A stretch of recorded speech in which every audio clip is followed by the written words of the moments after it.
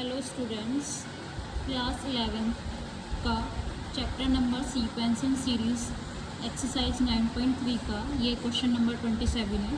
Question में given है find the value of n की वैल्यू को फाइंड करना है। और ये जो गिवन है ये किसके इक्वल है, ए और बी के ज्योमेट्रिक मीन के इक्वल है। तो सबसे पहले इसको लिखेंगे ए की power n+1 plus B to the power n+1 upon A to the power n plus B to the power n। And A और बी का ज्योमेट्रिक मीन क्या होता है, यहाँ पे साइड में लिख लेंगे। Geometric mean of a and b, geometric mean होगा √a इंटू बी।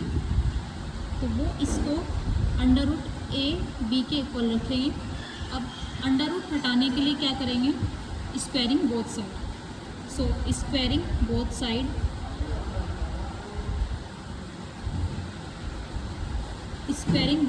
स्क्वायर कर देंगे यहाँ पे न्यूमरेटर का भी और डेनोमिनेटर का भी। तो हो जाएगा a की पावर n+1 प्लस b की पावर n+1 का whole square upon a to the power n plus b to the power n whole square. और इधर क्या होगा, जब स्क्वायर करेंगे तो स्क्वायर से अंडर रूट कैंसिल हो जाएगा, ए बी आएगा। अब इसकी क्रॉस मल्टीप्लाई कर लेंगे, 1 की मल्टीप्लाई इससे करेंगे तो सेम आएगा। और यहाँ पे होल स्क्वायर का फॉर्मूला भी खोल देंगे। ये फर्स्ट लेट कर लेंगे और ये सेकंड टर्म है।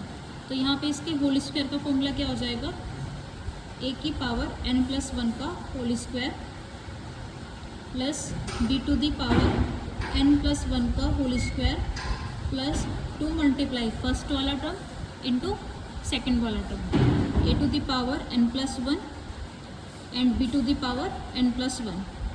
अब ए बी और इसकी मल्टीप्लाई जब इसमें करेंगे तो यहाँ पर मैं इसका होल स्क्वायर का फॉर्मूला खोल रही हूँ, a to the power n का square plus B to the power n का स्क्वायर प्लस 2 मल्टीप्लाई, ये फर्स्ट लेट किया था यहाँ पे हमने, ये सेकंड लेट किया था, A to the power n into B to the power n।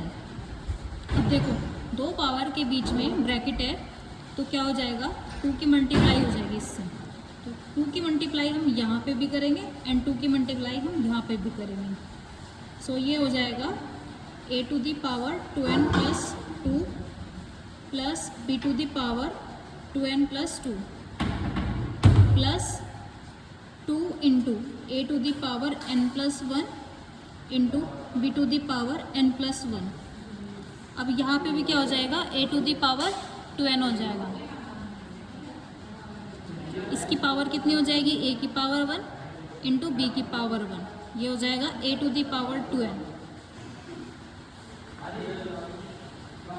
ये हो जाएगा b to the power 2n plus 2 a to the power n b to the power n। अब इसकी मल्टीप्लाई अंदर करेंगे तो ये हो जाएगा ए की पावर 2n। देखो मल्टीप्लाई जब करेंगे तो मल्टीप्लाई में पावर ऐड हो जाएगी, A to the power 2n plus 1 और b की पावर 1 प्लस, फिर इसी तरह से ए बी की मल्टीप्लाई यहाँ पे करेंगे, ए की पावर 1 रहेगी और b की पावर कितनी हो जाएगी, 2n यहाँ पर है और 1 यहाँ पर, तो b की पावर हो जाएगी 2n प्लस 1। इसी तरह से ए बी की मल्टीप्लाई यहाँ पे करेंगे तो ये हो जाएगा 2 ए की पावर n प्लस 1 और b की पावर n प्लस 1, ये आएगा भी एज इट इज़।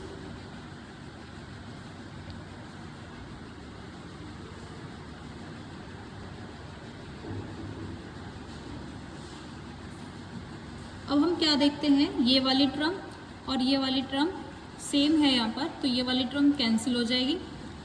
अब इसके बाद एक को, इस वाली टर्म को इधर ले आएंगे लेफ़्ट साइड में और बी वाले टर्म को इस साइड में ले आएंगे, A to the power 2n plus 2 और ये वाली टर्म इधर आके माइनस में हो जाएगी, साइन चेंज हो जाएगा इसका, A to the power 2n plus 1 into B की पावर 1 इक्वल टू, इस वाली टर्म को इधर ले आए हैं, ए की पावर 1 बी की पावर 2n प्लस 1, ये इसी साइड में रहेगा और ये वाली टर्म इधर जाके अपोजिट साइड में हो जाएगी।